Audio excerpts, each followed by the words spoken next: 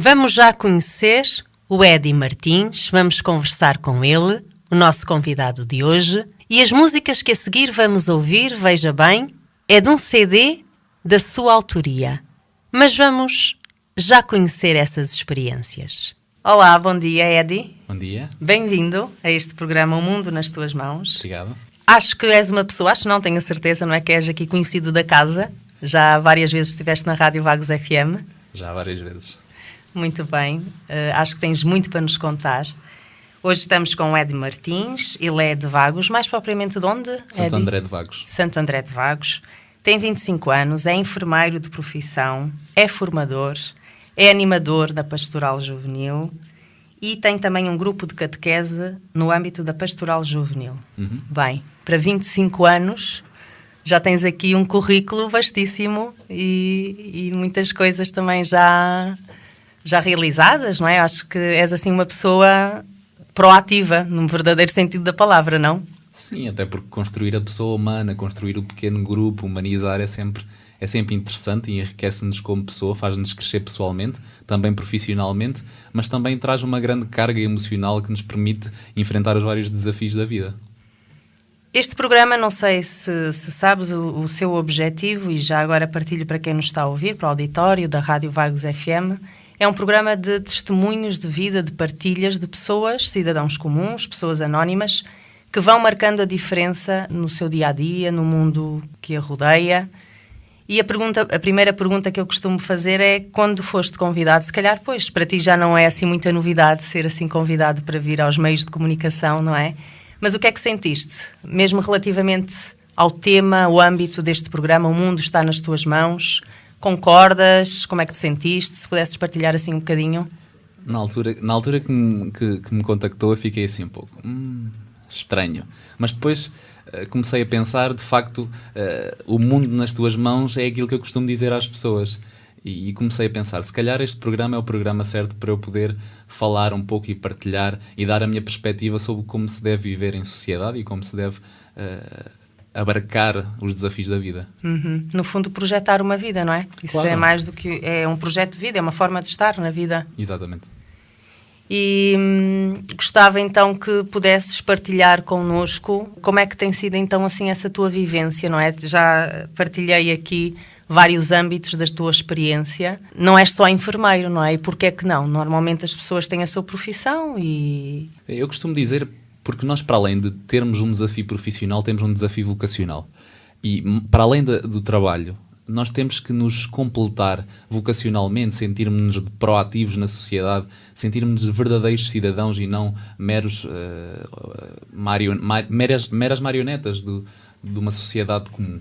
Aquilo que eu sinto realmente é de facto uma vontade enorme de poder ser proativo, de poder ser consciente da realidade que vivemos e poder ajudar, poder mobilizar, poder consciencializar, poder tornar sustentável ideias que me surgem na cabeça e depois que são operacionalizadas quando eu tenho um determinado objetivo, quando eu tenho uma determinada meta a alcançar. Mas foste sempre assim, desde a tua infância, não sei, ou os teus pais foram pessoas que no âmbito da tua educação puxaram muito por ti? O que é que, aconteceu?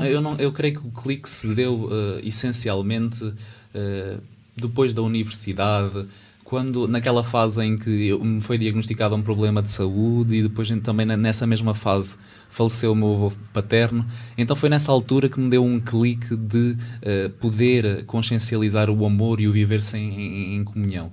Porque até aí eu era muito desligado. De facto, não era muito de estar ligado às pessoas. Até porque confesso aqui em primeira mão que, apesar de naquela altura, há uns anos atrás, não se falar muito disso, sofri algum bullying na escola e agora tem-se falado muito desse aspecto. E bullying no sentido de, às vezes, a crueldade dos jovens, quando se é bom aluno, a competitividade, o querer ser superior.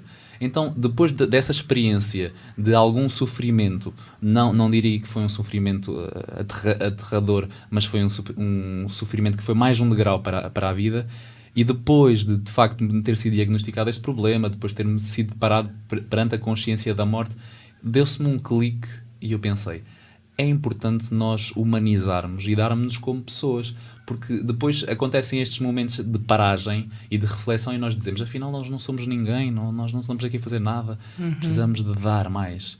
E foi aí que eu creio que por volta dos 19, 20 anos que se deu esse verdadeiro clique. A nossa vida tem uma transcendência, não é? Os nossos gestos, as nossas atitudes.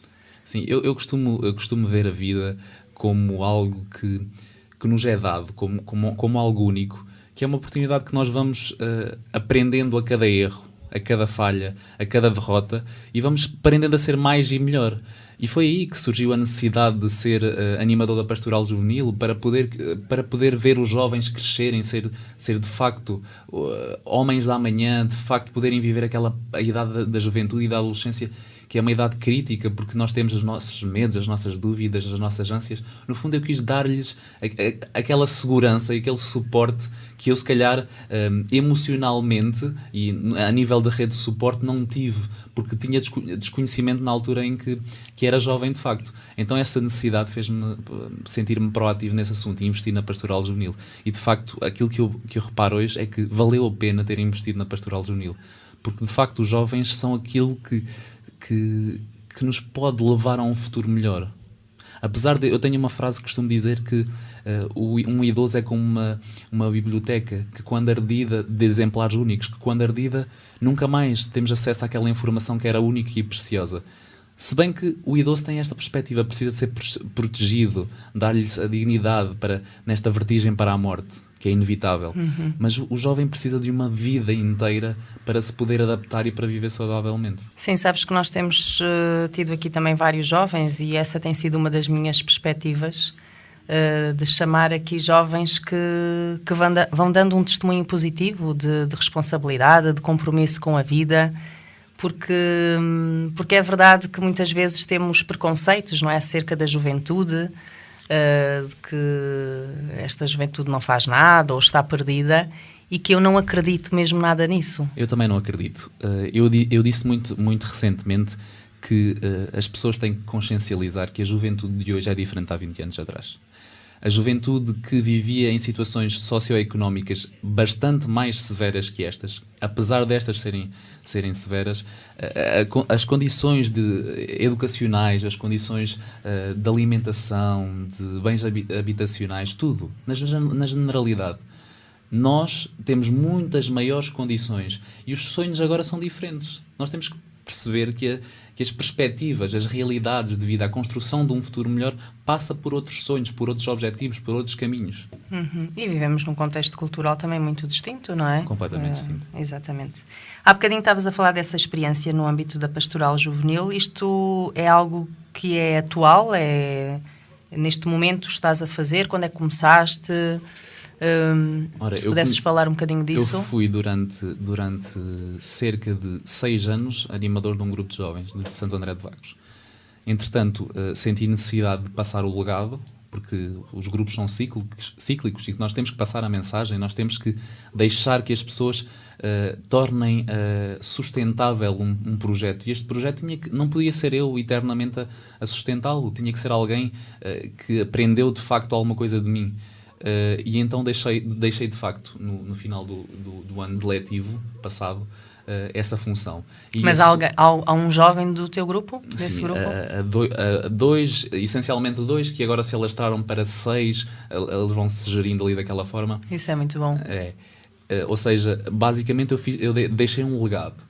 E acabei por voltar um pouco atrás, pegar no 10º ano de catequese, para poder reconstruir novas ideias, para construir mais jovens. Porque, repara, nós chega-se a uma determinada altura, quando estamos muito tempo com o mesmo grupo, as nossas ideias esgotam-se e já nada é novo.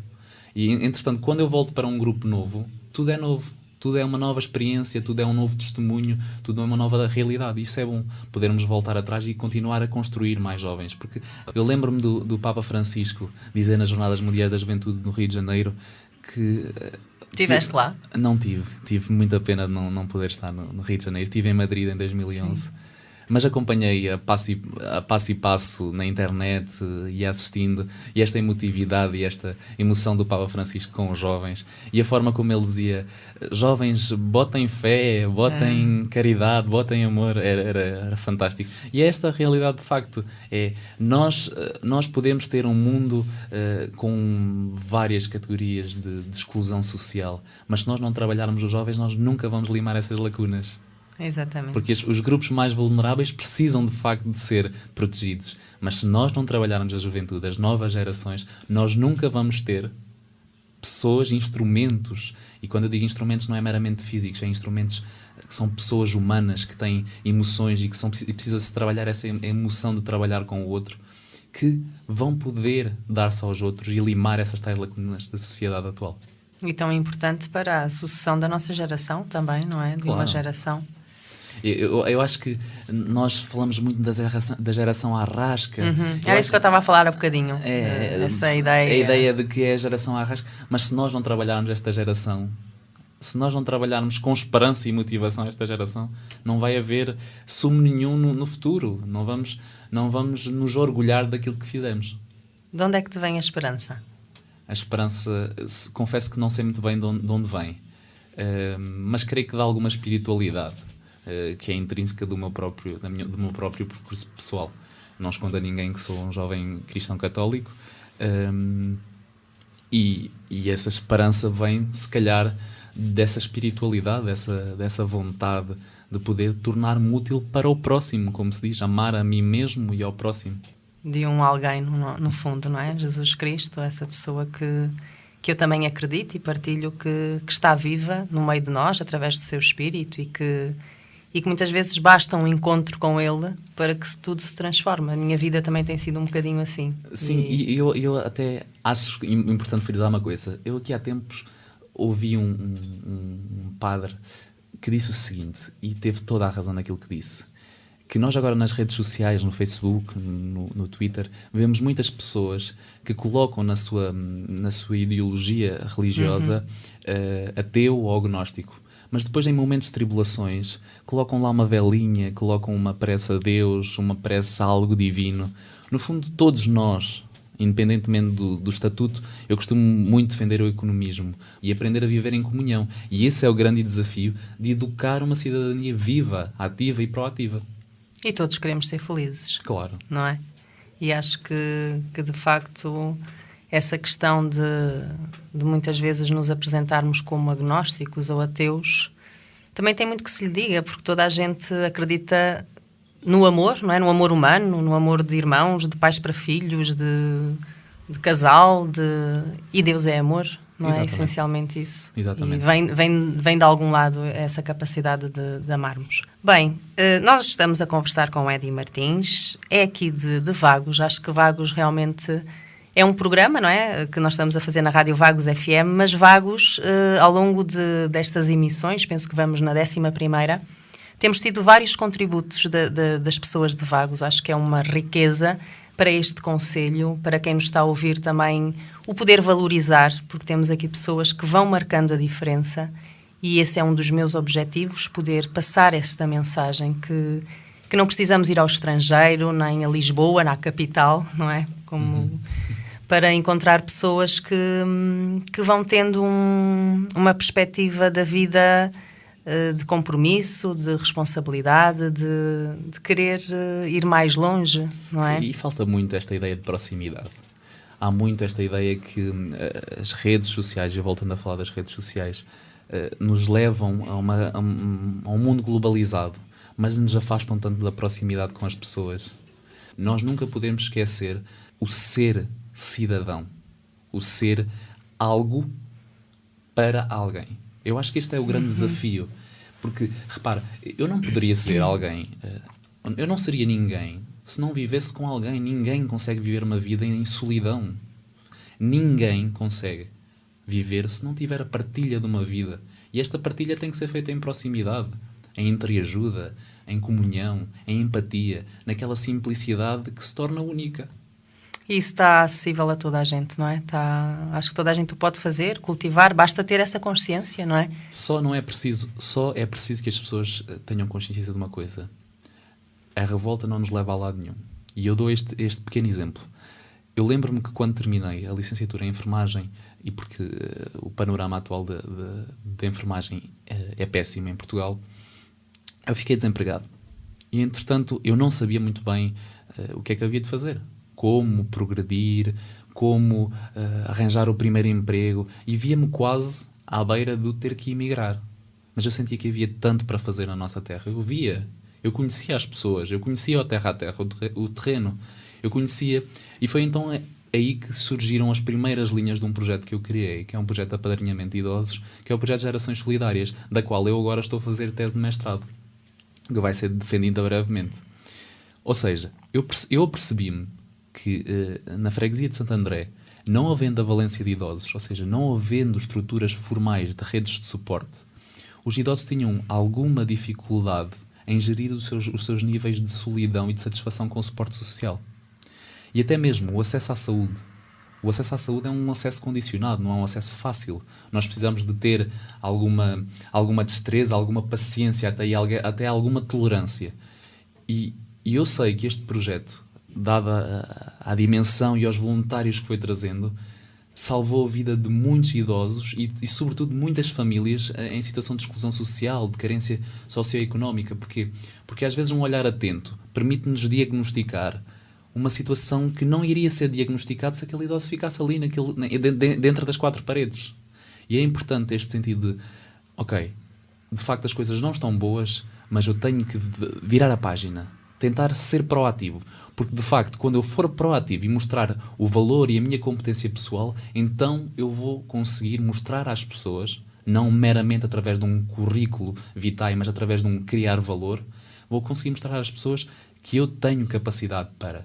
E foi, entretanto, depois disto, eu fui chamado para...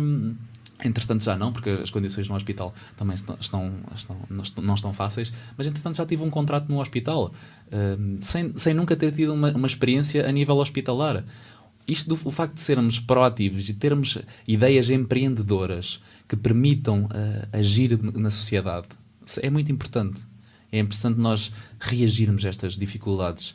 Porque se nós formos estar constantemente a ver o preto e branco das notícias, que são desoladoras, eu tenho uma brincadeira muito típica, que é, quando se liga à televisão às 8 da noite ou às 13 da tarde, eu digo assim, qual será a desgraça agora que vai dar?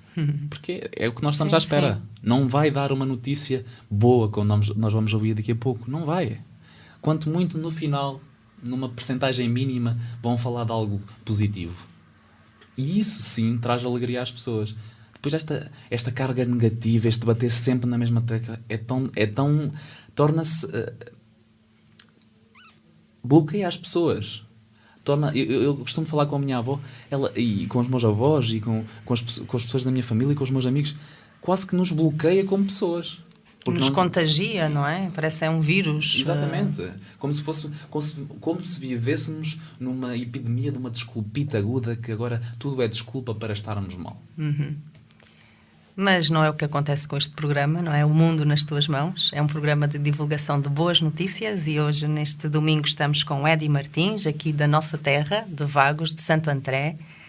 É enfermeiro, tem partilhado muitas experiências positivas, sobretudo uma forma de ver e de estar na vida também diferente e que o mundo precisa. Acho que o mundo precisa de pessoas assim como tu, Eddie, e como também as pessoas que nos estão a ouvir, o nosso auditório, com certeza também valorizar aquilo que também se vai fazendo e que muitas vezes somos muito pouco conscientes disso, não é? Hoje a nossa escolha musical também vai ficar, pelo menos nesta parte do programa, da autoria do Eddie, não é? Eddie, também lançaste... Um projeto recente meu. Sim. Um projeto também social, também caritativo, que permitiu que eu concretizasse um sonho, que foi escrever uma obra, escrever um livro e compor umas músicas que pudessem dar maior ênfase ao enredo da história. O CD faz parte do livro? Faz parte do livro. Faz parte, ou seja, a história tem em vários momentos, tem várias músicas, tem poesia que é musicada e que permite nós consciencializarmos aquela parte da história. Como é que se chama o livro? Amar ou Morrer, Reevolução em Palavras de Almofada. Amar ou... Morrer. Revolução em palavras de almofada. de almofada. Muito interessante. Se calhar até vou comprar. Até qual é a música que nós vamos ouvir agora?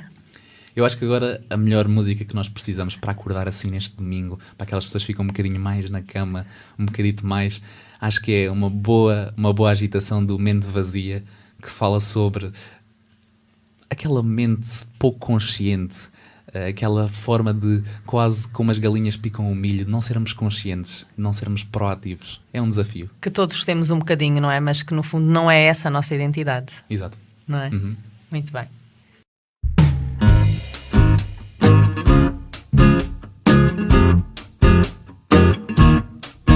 Nesta rua que é tua, tão crua, tão nua, não encontro a lua.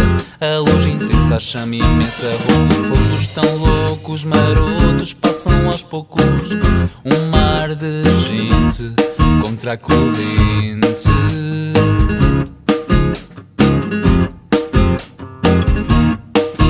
E no escuro da noite procuro o regaço que cura o açoite no amor de um abraço. E uma voz que te diz, simples, feliz, acorda esta gente tão pouco contente.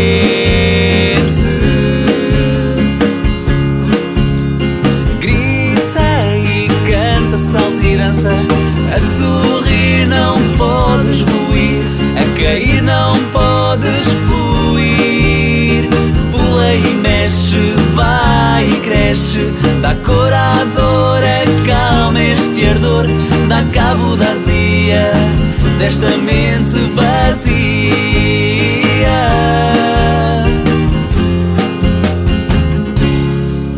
És tão forte, tens sorte, não podes falhar. Arriscar é tentar, põe-te à escuta, é tempo de luta. Lamento o segundo momento em que afundo por este tolo mundo gritante, sem qualquer semblante.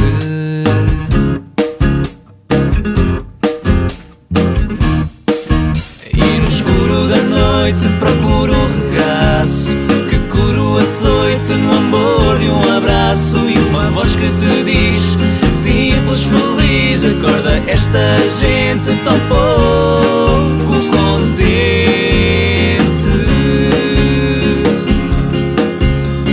Grita e canta, salta e dança, a sorrir não podes ruir, a cair não podes fluir. Pula e mexe, vai e cresce, dá cor à dor, acalma este ardor, dá cabo da azia desta mente vazia.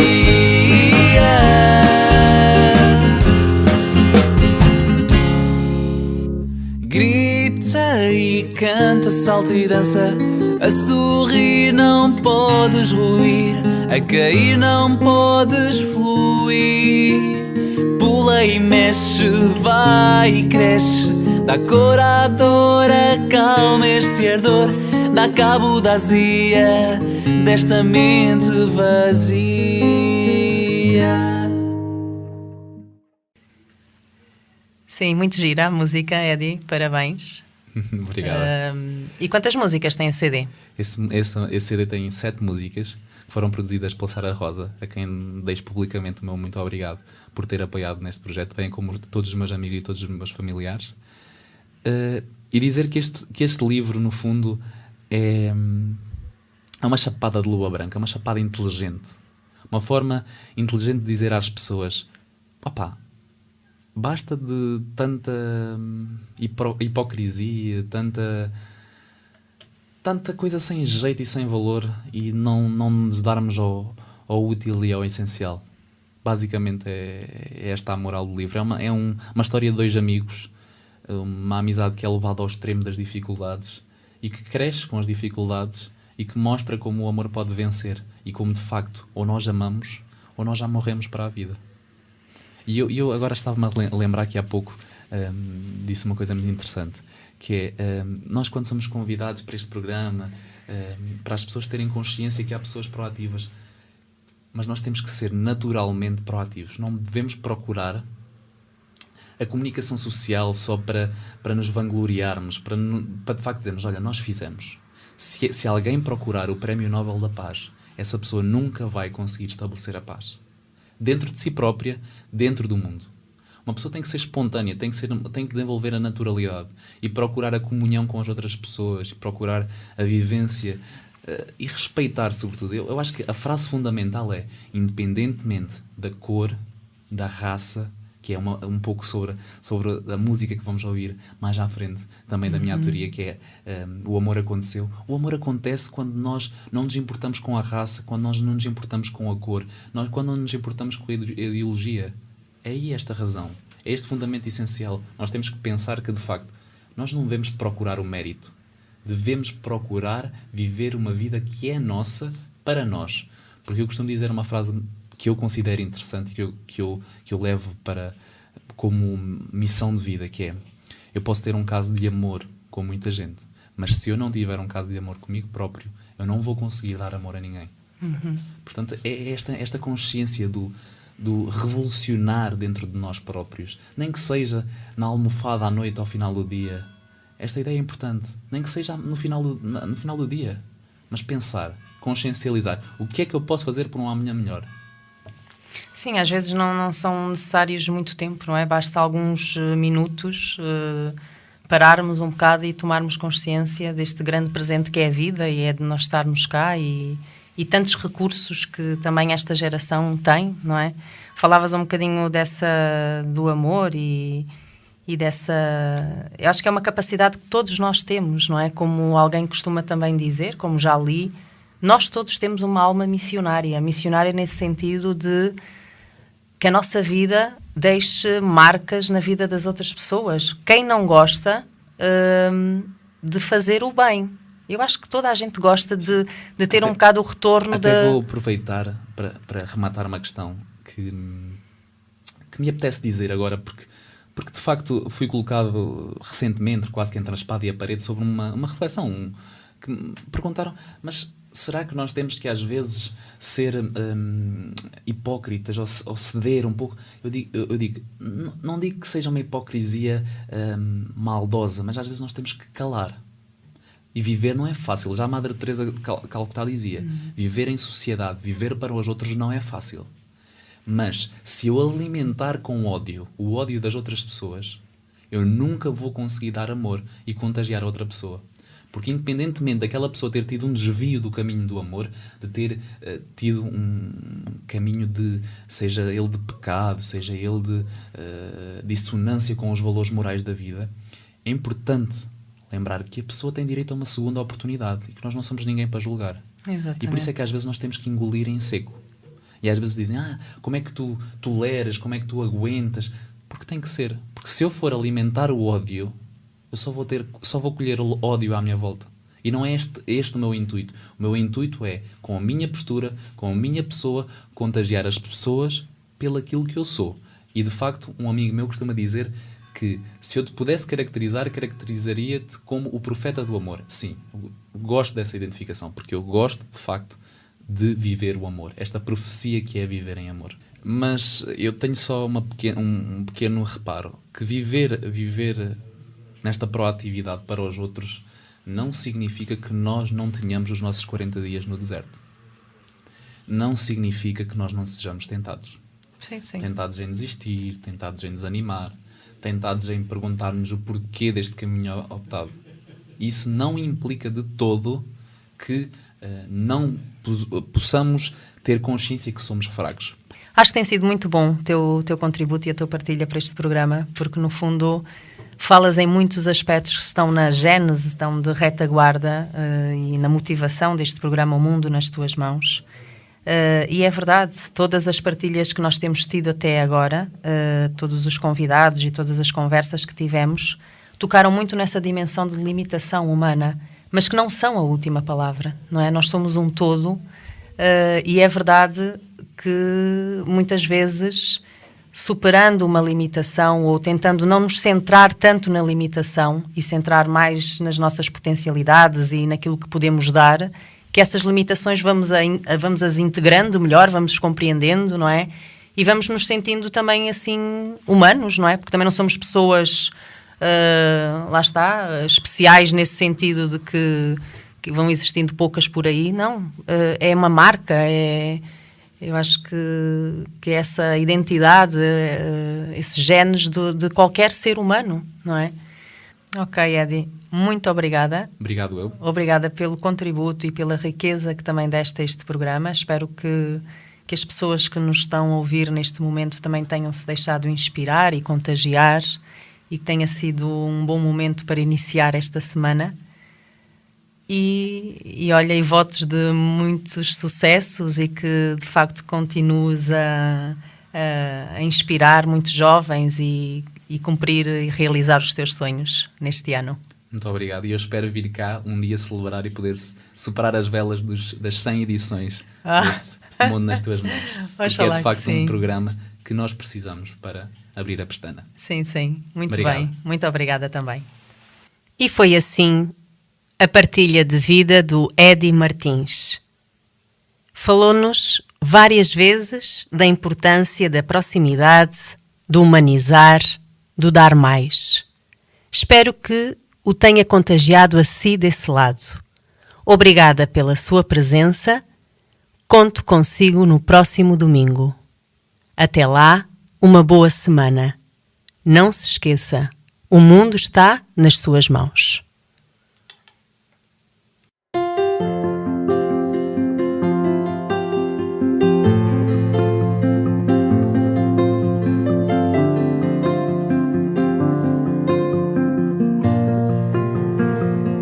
Só quero ter força para poder voar no amor. Não importa a raça nem a cor. Só quero ter força para me conhecer, para poder amar cada ser. Não importa às vezes que caí no chão, não importa às vezes que eu disse não. Eu só quero afirmar o meu sim para poder amar sem fim. O amor aconteceu assim, no dia em que encontrei em mim a luz que me seduz, a força que me conduz. O amor aconteceu em flor, no dia em que encontrei valor, na vida que conquistei, nas lutas que travei. O amor aconteceu.